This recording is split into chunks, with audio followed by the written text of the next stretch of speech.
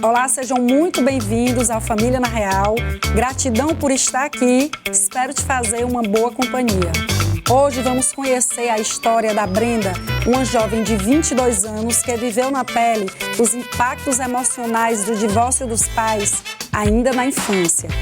Aos 12 anos, ela viu sua estrutura familiar ruir, enfrentou dúvidas, sentimentos confusos, conflitos de lealdade e a difícil tarefa de crescer entre dois mundos em disputa. Uma história como tantas outras em nossa área de atuação e na vida real, mas com um desfecho surpreendente. Brenda transformou a dor em força e a fragilidade da infância se tornou combustível para empreender, amadurecer e construir uma nova versão de si mesma. Com a presença da psicóloga doutora Claudiane Gomes, vamos entender os impactos emocionais da separação para os filhos, a prática de atos que indicam alienação parental, como podemos romper com padrões que tanto machucam e muitas vezes se repetem de geração em geração. Esse programa é um convite à escuta, à empatia e à reconstrução, porque ninguém sai ileso de um divórcio familiar, mas é possível ressignificar essa história e seguir em frente com mais consciência, leveza e, acima de tudo, superação. Começa agora o Família na Real e é na TV Cidade Verde.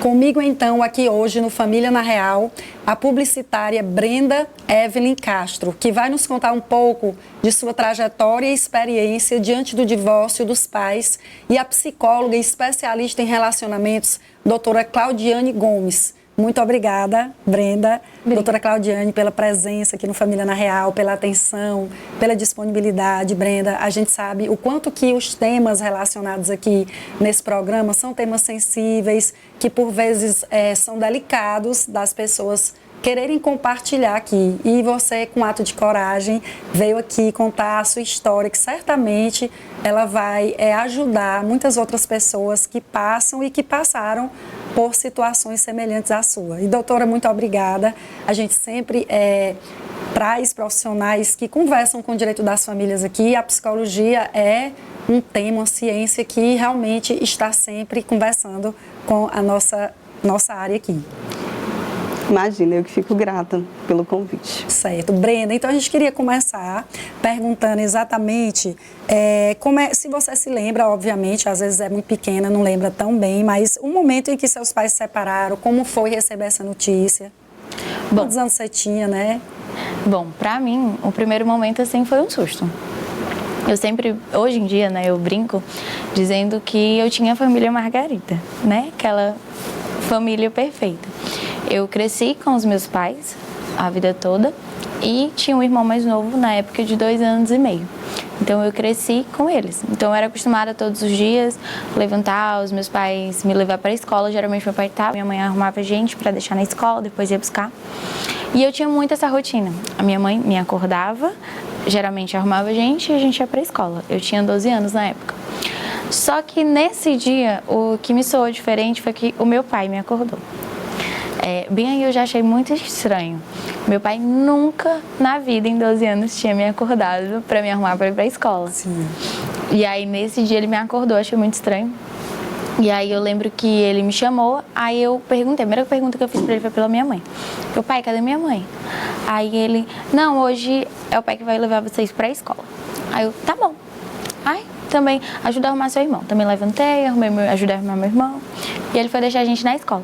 Segundo ponto que eu achei muito estranho no dia foi que o carro não estava na garagem. A escola era muito perto, mas todos os dias a gente ia de carro. E aí, na época não tinha Uber, bastante tempo atrás, 2015, não existia. E aí ele pegou os 2 filhos, as 2 mochilas e foi subindo a rua a pé, porque era muito perto da escola. E aí ele foi subindo a gente a pé e foi quando ela chegou no carro e disse assim, leva os meninos pra escola no carro, eu vou pra casa.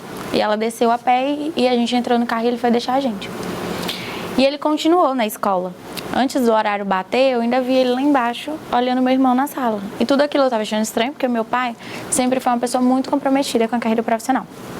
Então, ele não tinha o hábito de deixar os filhos na escola, de acompanhar tanto os filhos na escola por conta disso. Sim. E aí, no dia, eu estranhei bastante. Ficar esperando. De ficar esperando o filho entrar na sala, a campainha da sala tocar. Não é tanto para um pai que tem uma carreira profissional bem agitada. E aí, eu achei muito estranho, mas também continuei. Na hora da saída, a mesma coisa. Ele foi buscar. Meu pai dificilmente ia buscar a gente na escola. Geralmente mesmo era minha mãe. E aí ele foi buscar, tudo bem, a gente foi pra casa com ele. Chegou em casa, a porta do quarto de vidro o porta do quarto dos meus pais era de vidro. E aí eu simplesmente olhei a porta fechada. Achei estranho. Aí eu botei a carinha assim, criança, botei a carinha na porta assim pra olhar. E a porta fechada, não conseguia ver nada, o vidro chateado. Eu disse, cadê minha mãe? E eu rodei a casa toda, a casa grande, eu andei todos os cômodos, não achei. Cadê minha mãe? E aí eu achei muito estranho. Aí eu dei a volta na casa toda, eu esperei ele tomar banho, eu dei a volta na casa toda, pulei a janela do quarto e abri. Eu lembro que o quarto dos meus pais tinha um closet bem grandão, e aí eu abri assim a porta do closet e eu não achei nada da minha mãe, nada, nenhuma roupa, eu não achei nada. Ela tinha mudado de estado e eu não achei nada. E aí eu entrei em desespero, né? Eu fiquei procurando e aí foi que eu perguntei pra ele, pai, cadê minha mãe? Aí ele pegou e disse assim, calma, a sua mãe precisou dar um tempo, a sua mãe não tá bem e eu vou cuidar de vocês agora. E é pior que ele ficou esse tempo todo e acabou não contando, né? Você descobriu assim, dessa e eu maneira. descobri pulando a janela do quarto. E aí ele chegou pra mim e disse assim, o pai vai cuidar de vocês agora e a sua mãe vai precisar passar um tempo fora. E eu disse assim, tá bom. Naquele momento eu peguei aquele baque, mas tudo bem, tá bom. E aí foi quando começou as mudanças, né? Eu tinha uma rotina muito bem estabelecida, eu ia para a escola pela manhã, à tarde geralmente eu fazia atividade, e depois eu tinha o hábito de brincar na rua. Sim. Porque eu cresci na mesma rua, sempre estudei na mesma escola, então eu tinha as mesmas amizades. E aí foi quando eu comecei a ter umas mudanças na rotina, porque o meu pai, obviamente, tinha uma carreira profissional muito conturbada, tipo assim, muito corrida no dia a dia. E aí, para cuidar de 2 filhos pequenos, sozinho, sem ajuda, e a minha mãe precisou passar um mês fora, foi bem conturbado. E aí foi onde entraram as minhas tias. Eu digo que eu tenho 5 tias mulheres, parte de pai. E aí foi onde uma ia buscar, a outra ia deixar na escola, a outra levava para dormir quando meu pai tirava plantão, a outra ia buscar e dormia na casa da outra. Aí foi quando a gente começou. Seu pai é médico? Não, meu pai é servidor público. Servidor público. Brenda, me diga uma coisa, ao longo do tempo, você notava alguma situação que entre seus pais, que você achasse que não estava bem?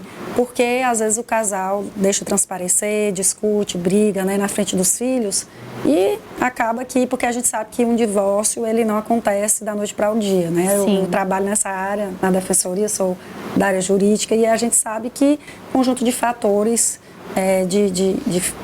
de indisposição, às vezes de briga, né? Mas o casal também, por vezes, ele consegue manter ali entre eles dois e tirar os filhos dessa situação, né? Você nunca notou e foi realmente uma surpresa para você? Sim.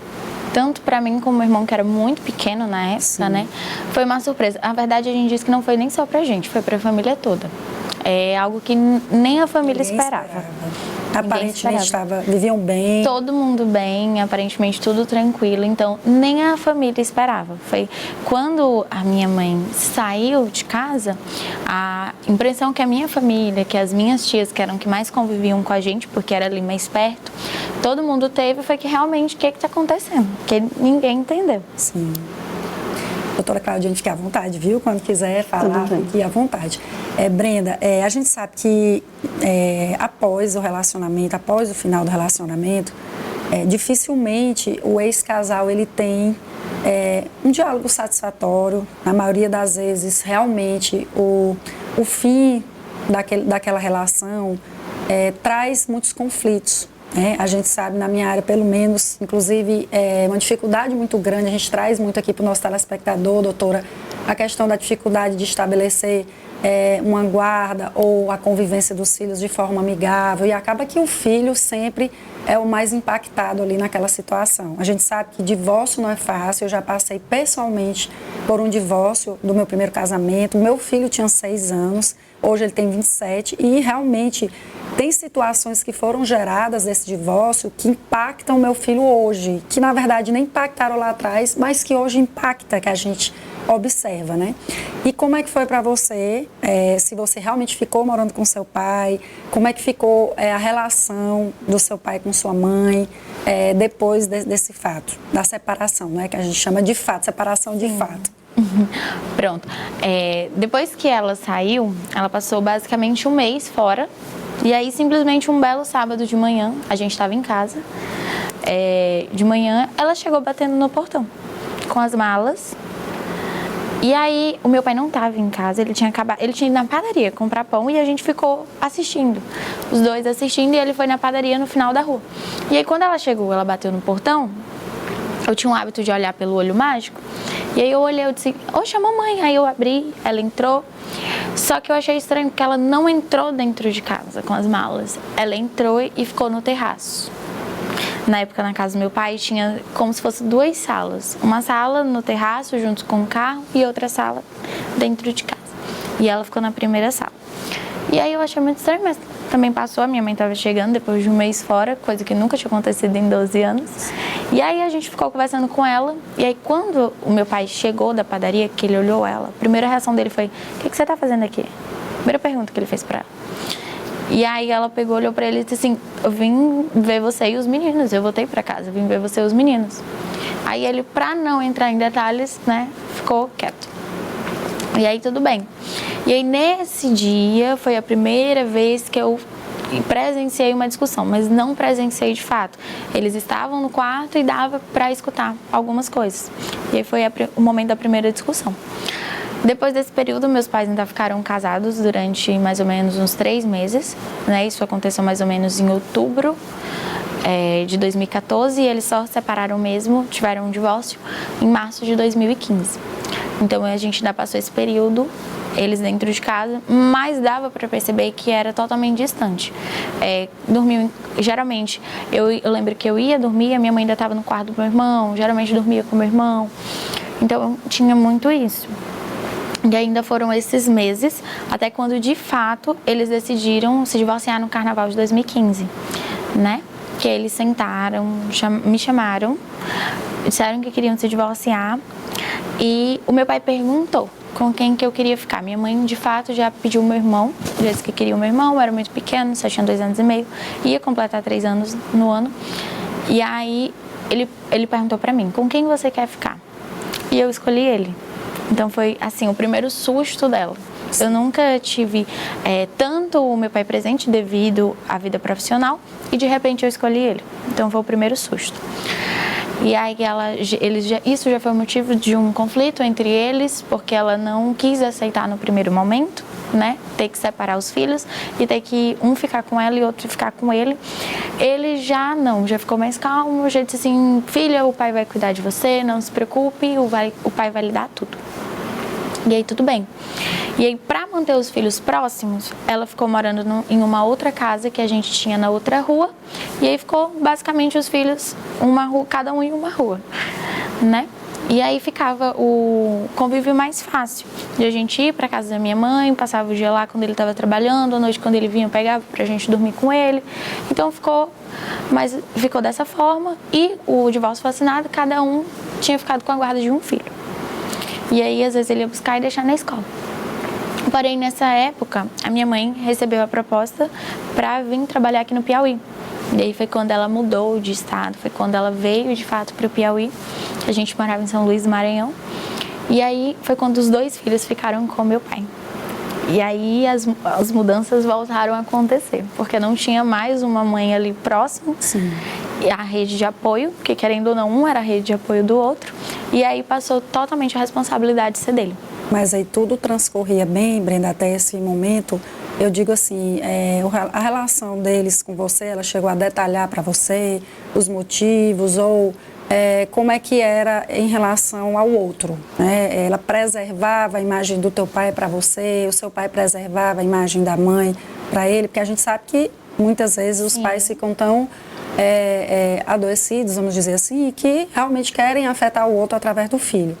E até então estava tudo bem, não é? Sim, até então. A mudança da sua mãe para a Terezinha. Até a mudança dela de estado, eles estavam preservando a imagem que tinha do outro. Certo. Então, mas na mudança da minha mãe, na época eu tinha 12 anos, não tinha celular, só tinha um tablet. Sim. E aí a gente tinha que manter o contato com a minha mãe. E para manter o contato com a minha mãe, teoricamente seria pelo celular do meu pai. Na época a gente estava sem ajuda em casa. E aí o contato que a gente tinha era pelo celular do meu pai. E aí isso começou a criar gatilhos nele, a gerar gatilhos nele.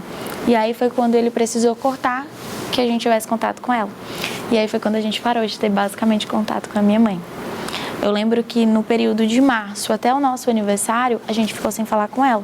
No nosso aniversário, eu e meu irmão, a gente nasceu em anos diferentes, mas no mesmo dia e no mesmo mês. Mas ele explicou para vocês o porquê de cortar essa relação? Não, ele simplesmente só cortou e a gente não tinha nenhum contato com ela. Sim. E aí a gente passou de março, da época do divórcio, quando a minha mãe se mudou de cidade, a gente só voltou a falar com ela no dia 22 de julho, porque ela mandou mensagem pro celular dele no dia do nosso aniversário e ele esqueceu o celular.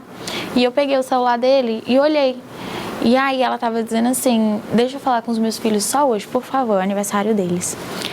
E aí eu peguei e falei, mãe, só eu, mandei foto do meu irmão. Eu lembro que nesse ano, ele fez uma festa gigante pro meu irmão, aniversáriozinho dele de 3 anos. As minhas tias todas participaram, minha família. E aí eu tirei todas as fotos da festa, mandei tudo pra ela. Eu disse, mãe, aniversário. O papai fez o aniversário do Isaac do circo, o aniversário de 3 anos do Isaac.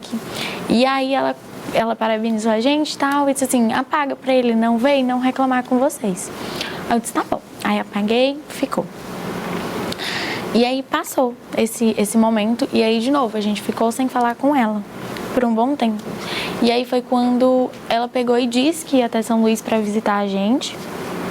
Aí foi o primeiro baque dele, porque ele não queria que a gente tivesse tanta aproximação com ela. E nesse período você chegou, Brenda, a pedir para ele ver sua mãe? Você chegou a tentar entender o que tinha acontecido, já que foi assim realmente uma mudança de comportamento e sem nenhuma explicação, né? Acredito que vocês tenham sofrido muito, ela tenha sofrido muito. E às vezes até ele também, apesar de ele ter sido a pessoa que realmente impediu ele devia ter os motivos dele. Mas enfim, ele não compartilhou com você esses motivos.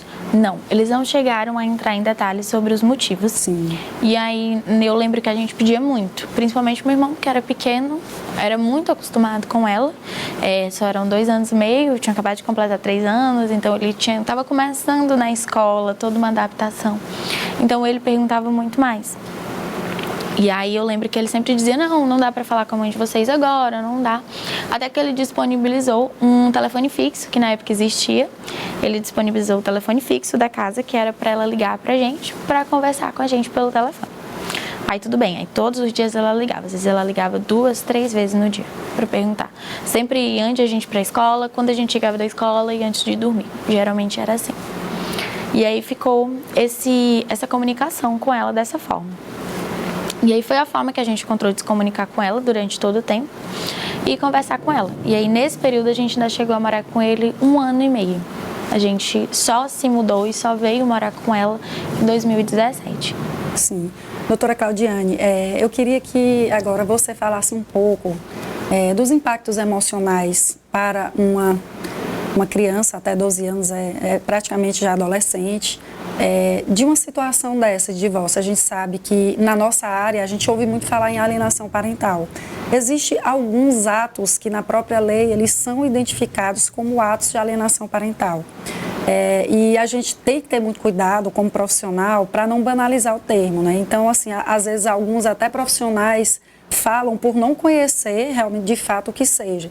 Mas a situação que a Brenda viveu, sem dúvida, foi uma situação de sofrimento da família e que, por alguma razão, os pais ou o pai, no caso, a pessoa do pai dela, vinha dificultando ou impedindo a convivência da Brenda com a mãe. Então, eu queria que você falasse um pouco desse aspecto psicológico, como a psicologia vê essa questão e a situação vivida por ela e pela família.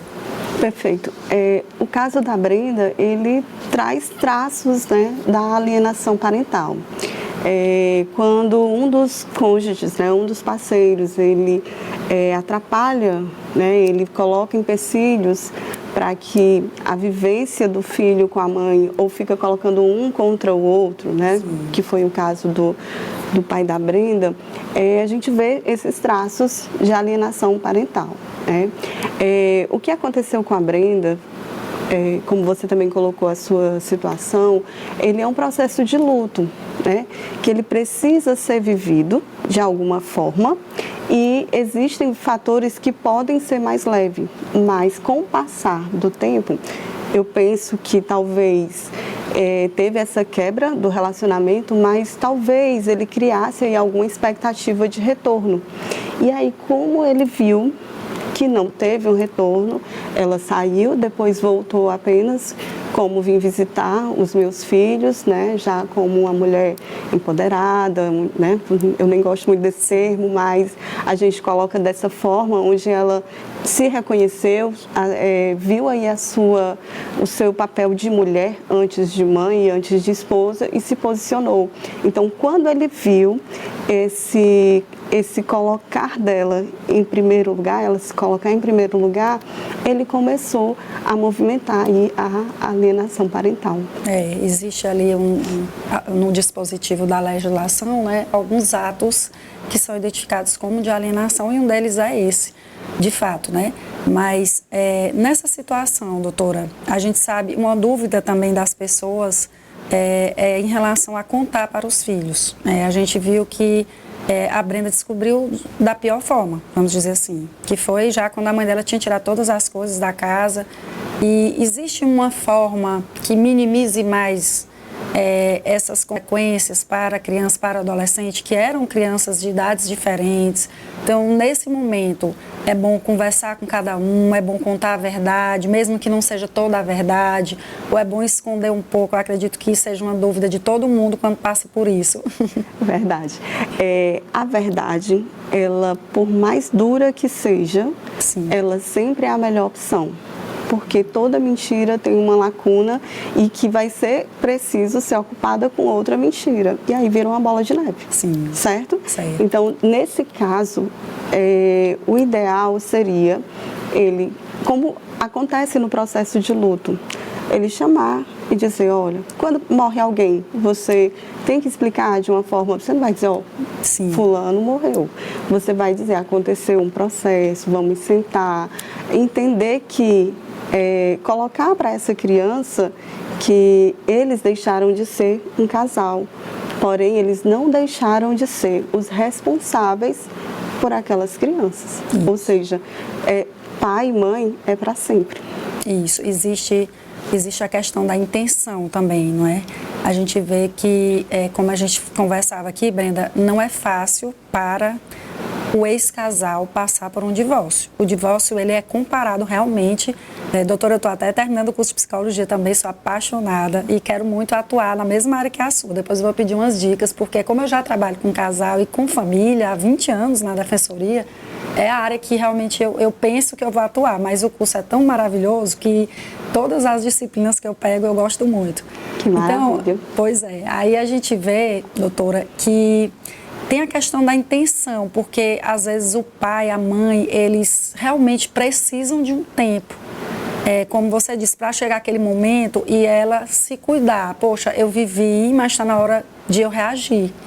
Porque a gente até a gente conversava, eu e a Brenda, sobre as consequências de um divórcio. E que bom que a Brenda conseguiu ressignificar isso, e é isso que nós queremos trazer, porque nem sempre filhos de pais divorciados, que tem aquele estigma, que graças a Deus está melhorando muito, eles vão ser infelizes, eles não vão ter sucesso na vida, mas a gente quer trazer também essa questão da intenção, porque o pai e a mãe, chegou um momento que o pai da Brenda pode ser que, de fato, ele quisesse praticar uma alienação parental, ele quisesse afastar a mãe dele de propósito, mas pode ser também que seja um processo que ele estava vivendo. Não, no momento eu quero ficar afastado dela, porque afinal era um casal, existia a relação entre eles também, não é? Exatamente. E assim, o que acontece? Só que tem um limite, né? Tem um limite para você fazer isso, daí a prejudicar o seu filho. É isso que eu quero trazer aqui. Que limite é esse, né? Exatamente. Nesse ponto, ele precisava, talvez, ter um momento terapêutico, sabe? Eu acho que todos os pares que estão participando desse cenário, né, eles às vezes precisam de um suporte psicológico. E no caso do pai da Brenda, a gente pode entender que tem aí uma linhagem familiar, né? E talvez isso que ele ofereceu naquele momento era o que ele podia oferecer, diante do contexto que ele vivenciou, diante da história dele. E isso, claro, impacta na vida dos filhos. Ela tinha 12 anos, o irmão 3, são fases diferentes do desenvolvimento humano, porém, momentaneamente, para o garoto lá de 3 anos, talvez ele nem sentiu. Não compreenda muito bem, entende? O que aconteceu. Para a Brenda, talvez ela sentiu mais porque tinha uma rotina. Sim. E foi uma quebra de rotina. Então, teve esse processo do luto, onde os pais não souberam conduzir da melhor maneira possível. Então, a gente continua já o nosso bate-papo. Nós vamos agora para um rápido intervalo e voltamos já já.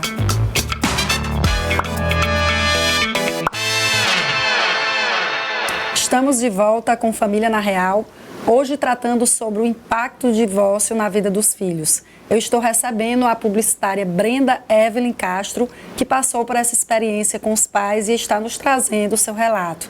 Também conto no programa de hoje com a presença da psicóloga especialista em relacionamentos, doutora Claudiane Gomes. Mais uma vez, muito obrigada. O programa está muito legal. Acredito que a gente está trazendo aqui muitas informações valiosas ao nosso telespectador sobre o aspecto psicológico e a vivência da Brenda também, que muitas pessoas se identificam e estão passando, como eu disse, ou passaram por um divórcio dos pais ou vivem, né, atualmente um divórcio. Então, realmente o tema que a gente traz aqui, doutora, ele está na vida das pessoas todos os dias. E Brenda, eu queria que você nos falasse agora, porque nós sabemos que essa separação dos seus pais, esse divórcio, ele influencia de alguma forma na sua vida. E como é que você passou a enxergar o amor, o relacionamento, a família, se isso influenciou muito, né, ao longo do tempo? Sim. Nesse primeiro momento, eu entendi que existiam vários tipos de família, né? Que a minha tinha acontecido isso. E como eu via o casamento dos meus pais como algo muito idealizado, algo muito perfeito, algo que não tinha problemas e de repente aconteceu isso, sim, então eu parei basicamente de acreditar em relacionamentos. Comecei a perceber que se aquilo podia acontecer comigo, eu poderia passar por aquela situação novamente e comecei a me distanciar. E isso também, querendo ou não, gera uma desconfiança. Então, principalmente ali na época da adolescência, e eu fui passando ali os 18, 19 anos, eu criei uma resistência muito grande à confiança, então sempre eu me distanciava. E não só de pessoas que eu tinha relacionamento, sim amizade no geral. Eu sempre me distanciava, a ponto que na época da escola a minha mãe sempre dizia: essa menina sempre tem a mesma panelinha de amigos, mas sempre eram as mesmas amizades, as mesmas pessoas, e isso eu fui me distanciando e me fechando cada vez mais. Passou a desacreditar, não é, doutora, um pouco na questão do relacionamento e até não se permitir, não só, como ela disse, foi não só para relacionamentos afetivos, como também amizades, não é isso? No caso da Brenda, ela absorveu aquela vivência com os pais e aí ficou um trauma, onde ela acha que todo relacionamento vai chegar um momento que vai ter um fim. Então, ela muitas vezes não consegue se entregar. E isso no relacionamento, nas amizades. Claro que o luto que ela sofreu não foi vivido da melhor forma e isso impactou nos relacionamentos dela. E, doutora, pela história da Brenda, essa insegurança dela, você acha que ela pode ter sido causada também por pouco diálogo que houve em relação à situação? Porque, assim, eu não sei se é porque eu não conheço a fundo a história da Brenda, mas pelo que ela nos relatou, houve, assim, pouco diálogo por parte dos pais dela, né? Eles não esclareceram, de fato, não prepararam a Brenda, porque, como eu disse, muitas vezes você já sabe, naturalmente, pelos seus pais virem brigando, virem se desentendendo, que isso pode acontecer. Mas a Brenda, como ela disse aqui no início do programa, ela vivia uma família de margarina, mamãe, papai, filhinhos, e estava tudo bem, até que o dia que o pai dela, não, vou deixar na escola, vou ficar na escola. Ela teve que ver que a mãe dela tinha saído de casa, então ela não foi preparada, né? No diálogo que eu disse foi muito sobre isso, né? Não é você detalhar a vida íntima, o porquê que acabou, mas como você disse, explicar o básico. Olha, a mamãe e o papai não estão bem. Você acha que tem a ver, doutora, com isso? Sem sombra de dúvida, sim, né? Isso vai repercutir na vida do adolescente, no caso da Brenda, quando aconteceu isso, ele vai repercutir na vida adulta. Porque, como eu tinha colocado, todo e qualquer relacionamento que ela tiver, ela vai ter esse medo do abandono.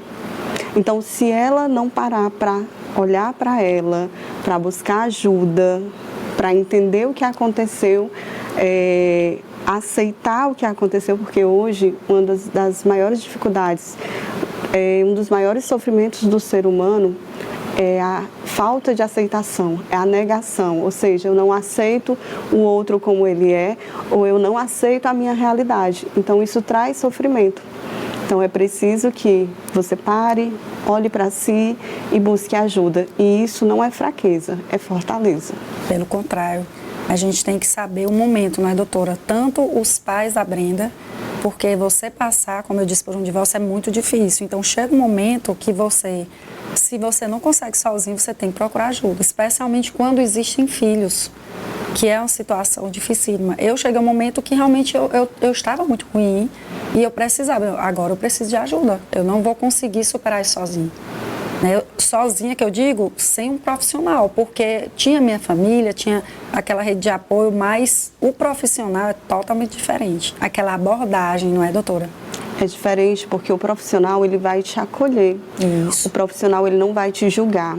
Ele vai pegar na sua mão e tentar te direcionar para o caminho exato, porque o profissional, ele não vai poder dizer faça isso nem faça aquilo, mas ele vai, dentro do acolhimento, dentro da empatia, trazer esses aspectos onde vai ampliar a visão. Ferramentas para passar por aquilo, não é? Afinal de contas, o profissional se especializa, você que é especializada na questão da terapia individual, terapia de casal, comportamental, né? Então, é super importante essa abordagem. Quando você recebe, doutora, casais, assim, em sua clínica, como é que é essa abordagem? Você costuma conversar individualmente com cada um, depois juntar? Como é que é para o nosso telespectador ter uma ideia de como funciona essa terapia de família e de casal?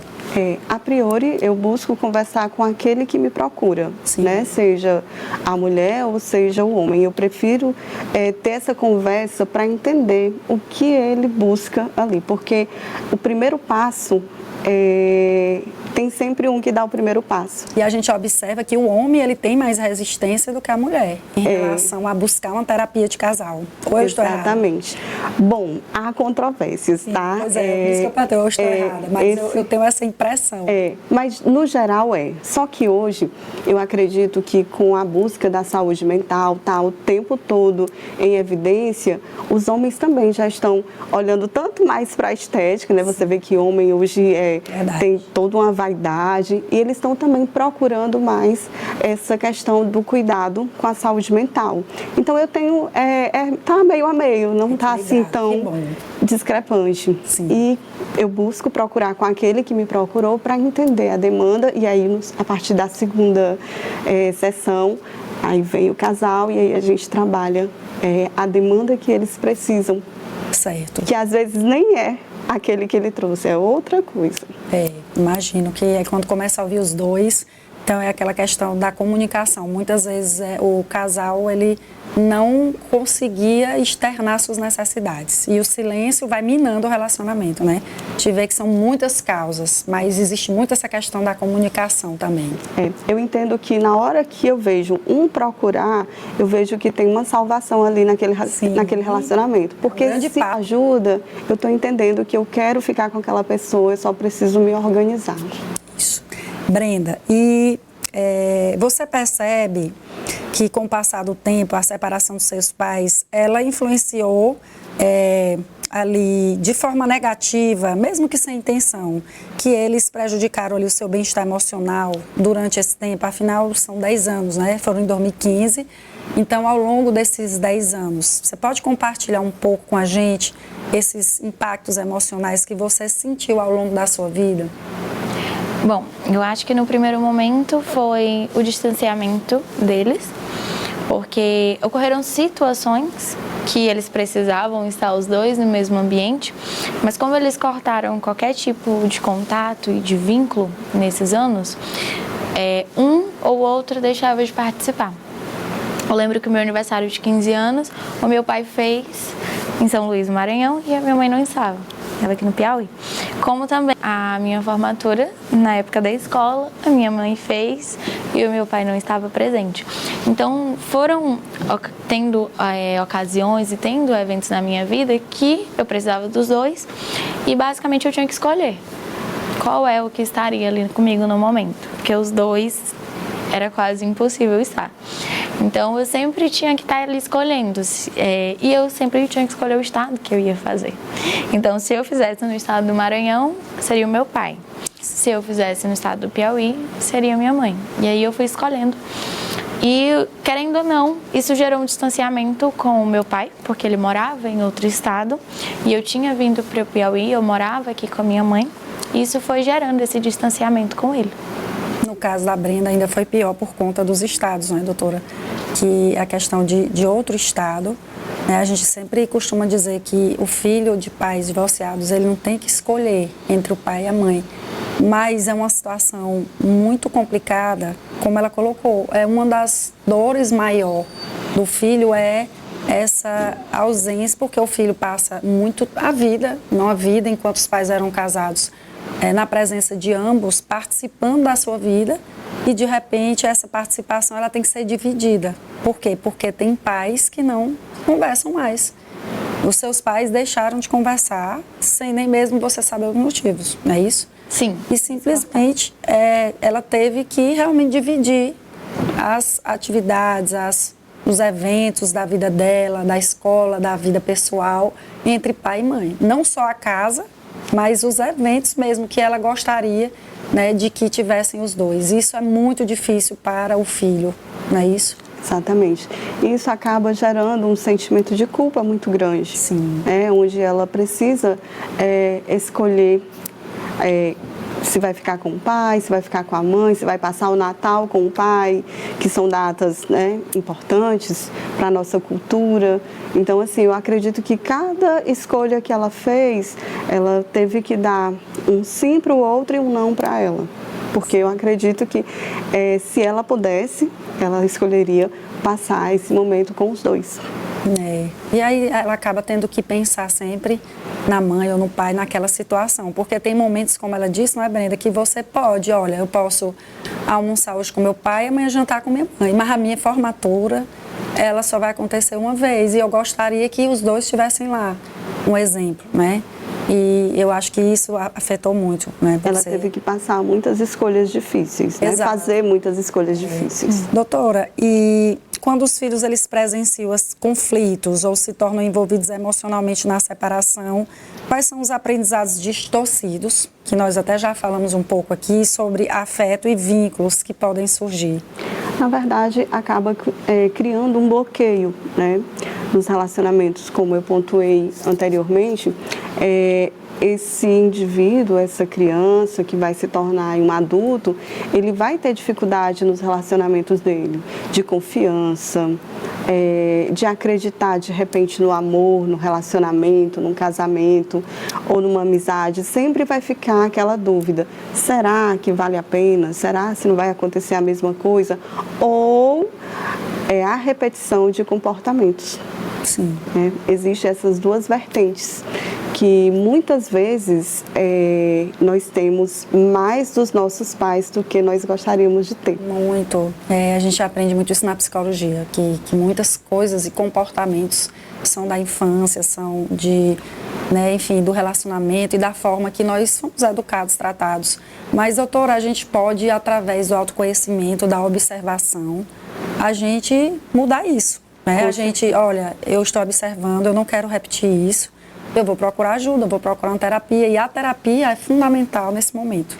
É aí que a terapia, na verdade, entra, né? Exatamente. Como esse suporte, como essa rede de apoio. Como eu falei, a psicologia, ela acaba pegando na sua mão, te redirecionando, fazendo você ressignificar aquilo que você viveu, ou seja, não é o que você viveu nem o que fizeram com você, é o que você vai fazer com o que fizeram sobre com você. Isso. Brenda, você iniciou a terapia cedo, precisou um bom tempo para você tomar essa decisão? Que eu tive o contato com a terapia foi no ensino médio, porque quando eu vim aqui para o Piauí, a escola que eu estudava, ela tinha essa questão do apoio justamente porque a gente estava se preparando para o vestibular. Sim. E na época eu nem queria comunicação, eu disse que eu queria medicina. Então a carga horária de estudo era muito grande. E aí a gente tinha que estudar muito e, querendo ou não, a gente precisava de um apoio psicológico. E aí foi quando eu comecei a ter umas conversas pontuais, mas não era um acompanhamento de fato com o psicólogo da escola. Que não era nem sobre as questões que você tinha passado, né? Exatamente. Mas, querendo ou não, conversando com ele, aos poucos ele foi tocando no assunto de forma pontual. Sim. Aí você viu essa necessidade realmente. Isso. Aí eu fui vendo essa necessidade. E aí, anos depois, eu comecei a fazer o acompanhamento. Sim, pois que bom. Então, nós vamos agora para um rápido intervalo. Já já estamos de volta.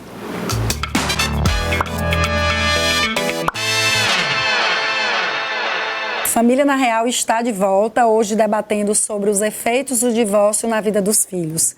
Brenda, doutora Claudiane, vamos continuar aqui a conversar sobre esses temas aqui tão importantes para o nosso telespectador. E, Brenda, a gente quer falar sobre momentos bons agora, momentos de superação, apesar de todas essas dificuldades que você passou, de separação dos seus pais, de mudança de estado. Mesmo assim, você conseguiu aí, com 22 anos, superou muitas dores, montou sua própria empresa. Então, o que foi que te impulsionou a transformar a sua história em força para empreender aqui no nosso estado? Bom, quando eu saí do ensino médio, né, eu tinha a ideia de que eu queria a área da saúde. E aí foi nesse momento que eu comecei a cursar, não cursei medicina, comecei a cursar enfermagem. No segundo período eu me encontrei. Foi bem no meio da pandemia, onde todo mundo ficou em casa, algo totalmente diferente que ninguém esperava. E aí eu me vi em casa. Estava no segundo período de enfermagem, porém, aquela época, a enfermagem, a área da saúde por si, ela estava muito conturbada. E aí, dentro de casa, eu comecei a entender um pouquinho sobre a comunicação. Eu comecei a conhecer um pouco mais sobre a comunicação. Acho que a pandemia foi um marco para muita gente, né? Sim. Para muitas pessoas foi muito difícil, mas para outras foi um recomeço. Sim. Uma redescoberta, reinvenção. E aí foi nesse momento que eu comecei a ter o primeiro contato com a comunicação. Eu lembro que na época foi quando surgiram as lives, tanto de cantores famosos, como também da parte da educação, cresceu muito. E foi nesse período que começaram a surgir as lives da comunicação. E aí foi nesse período que eu comecei a ter o contato. E eu decidi que eu queria comunicação, tranquei no segundo período e iniciei o curso de marketing. E depois o de publicidade e propaganda. E aí, nesse período que eu estava fazendo a universidade, foi quando eu decidi abrir o meu primeiro empreendimento, né? Eu não sabia como. Você já morava só? Morava com... Não, ainda morava com a minha mãe. Com sua mãe. E aí, foi quando eu decidi ter o primeiro. Eu dizia que eu não sabia como, eu não sabia onde eu ia conseguir, mas eu ia tentar. E eu lembro que na época eu estava começando a se falar em social media. E aí eu tinha alguns clientes, e na época era um valor muito baixo que a gente cobrava. Foi mesmo ali o começo. E aí eu cobrava um valor muito abaixo, até mesmo porque eu ainda estava no primeiro período da faculdade. Sim. E aí eu disse que eu queria começar o primeiro empreendimento e não comecei na área da comunicação, eu comecei na área da beleza. Meu primeiro empreendimento foi um salão. Eu abri um salão, eu digo que eu tive muita coragem, porque eu abri um salão em uma das avenidas mais caras da cidade. Eu abri um salão na Dom Severino. Sim. Ali no próximo à Universidade Facide. E aí foi o meu primeiro contato. Quando eu abri o salão, eu abri calada. Eu não contei pra ninguém. Eu simplesmente comecei. Sim. E aí eu lembro que eu pegava tudo que eu ganhava dos outros clientes, tudo que eu recebia e você colocava. fazia o quê? Que não tinha muito a ver com o que você estava, né, estudando. Exatamente. Eu não atendia. Sim. Eu não atendia. Eu ficava mais na parte administrativa. Entendi. E aí foi quando eu contratei uma equipe para atender. E aí, esse foi os primeiros contatos. E aí eu lembrava, eu tinha que fazer a reforma da sala, a reforma do espaço. E aí eu lembro que quando eu falava assim, eu preciso, por exemplo, de uma parede de gesso. É tanto, eu falava, qual local? Zona Leste, Dom Severino. Aí eles aumentavam, né, o valor devido à zona. Sim. E aí eu fui passando por isso, eu sei que no meio do caminho eu estava desesperada, eu não sabia mais o que eu fazia, o dinheiro estava todo indo na reforma. E aí foi quando eu liguei pro meu pai. Na época eu era bem distante dele ainda, mas eu liguei para ele. E aí eu disse, pai, eu tô abrindo um salão. Ele, o quê? Foi um susto, assim. Ele, o quê?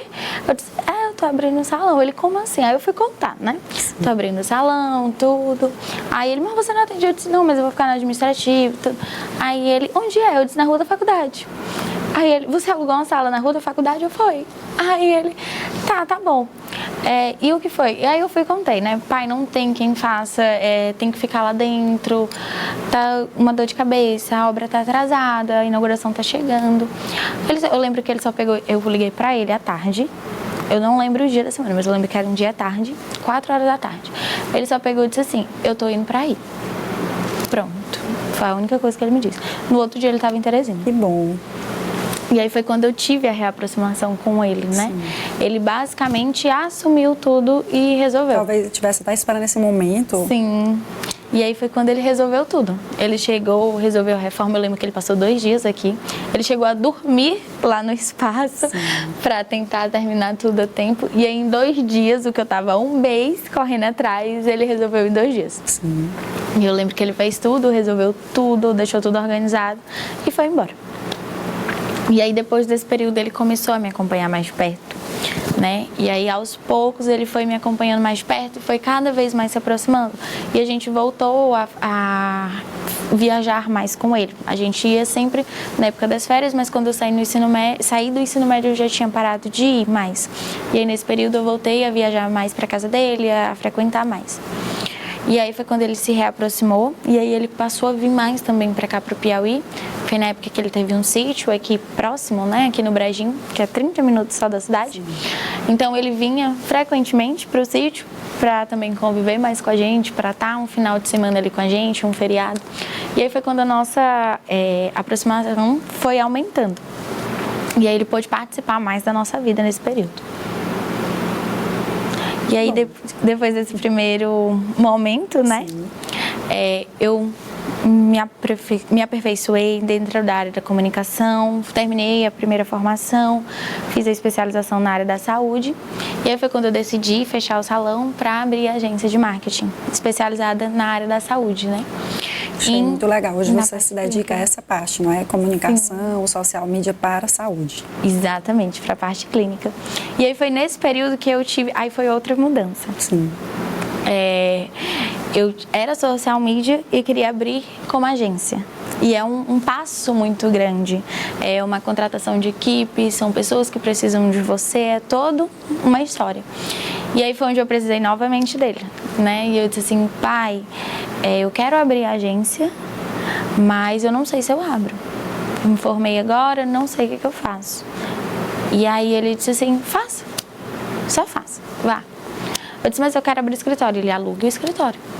Eu disse, mas eu quero perto de onde eu era antigamente o salão. Ele alugue lá a sala, alugue seu escritório, monte seu escritório, vá, não desista.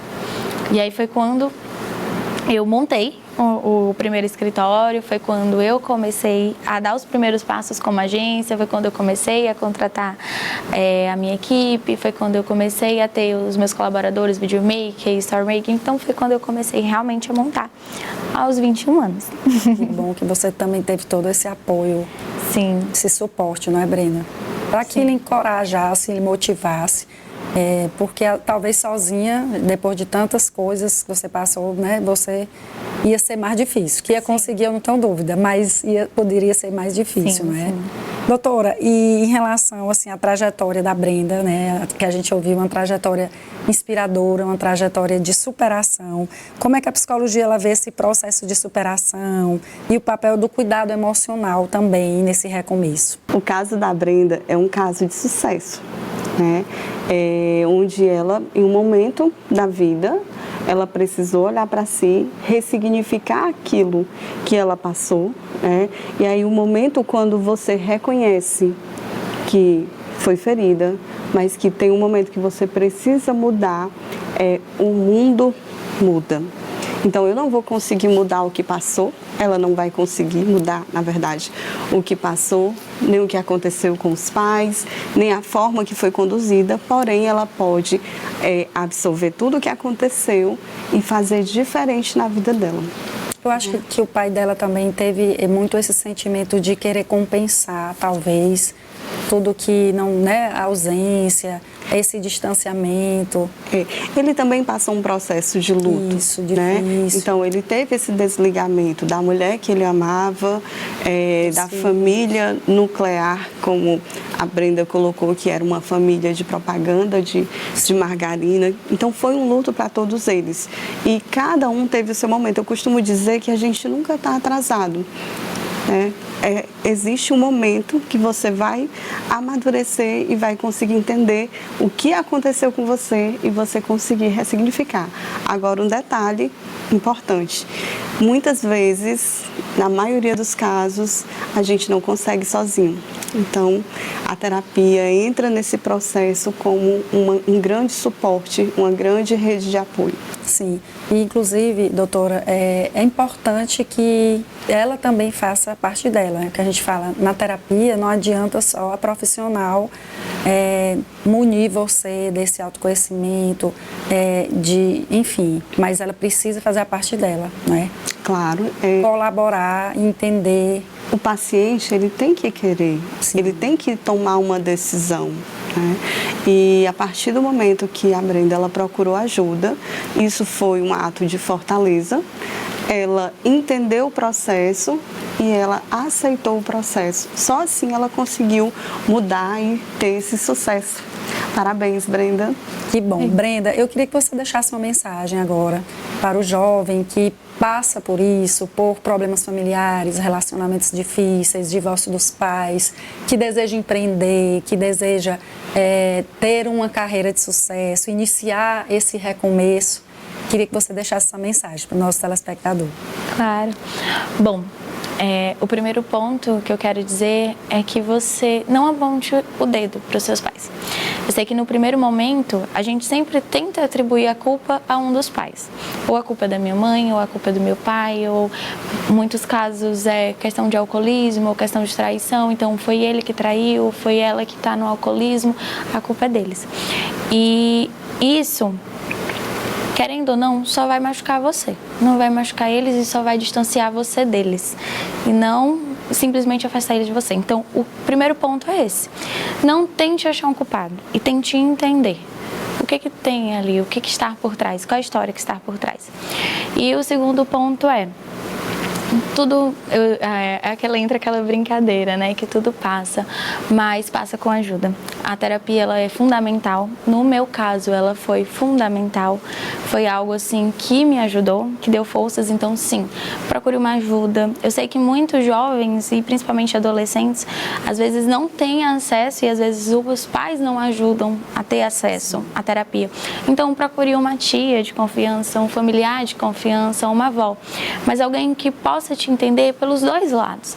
E não diga, olha, porque a sua mãe tá certa ou o seu pai tá errado, então o seu pai tá certo e a sua mãe tá errada. Não, que possa te entender dos dois lados e que possa te dar apoio. Eu digo que no meu caso eu tive muita sorte, porque no divórcio dos meus pais eu fiquei com 5 tias mulheres. E apesar de serem irmãs do meu pai, nenhuma me colocou contra minha mãe, muito pelo contrário. Às vezes amigos e familiares acabam deixando esse momento mais difícil. Sim. Fazendo parte o conflito. Da alienação parental. É isso? Sim. Reforçando tudo isso. Que bom, Brenda, muito obrigada. A história da Brenda é daquelas que nos tocam fundo, porque mostram algo que muita gente precisa ouvir. A dor não define ninguém. Ela viveu conflitos, viu os pais em guerra, sentiu-se dividida, invisível, até mesmo culpada, mas encontrou na própria dor uma chance de recomeçar. Buscou ajuda, se permitiu sentir, elaborou e com o tempo escolheu crescer. Por ela e por tudo que acreditava. Merecer, nesse caso, muitos filhos de pais separados carregam feridas que não aparecem em laudos nem em boletins. São marcas emocionais que só cicatrizam com acolhimento, escuta e cuidado. Por isso, nós precisamos falar sobre isso e oferecer a quem passa por situações semelhantes um caminho possível e seguro para recomeçar. Brenda, eu queria agradecer a sua presença, por ter compartilhado momentos tão íntimos da sua vida com a gente. Obrigada, doutora. Doutora, muito obrigada pelos esclarecimentos, por tornar esse bate-papo tão importante e trazer esse aspecto psicológico nesse momento que é o momento de divórcio para uma família. Imagina, sempre que precisar, estarei à disposição. Muito obrigada. E a você que nos acompanha, lembre-se, no coração de cada família existe uma história a ser contada. Cuide bem das suas relações e até o próximo programa.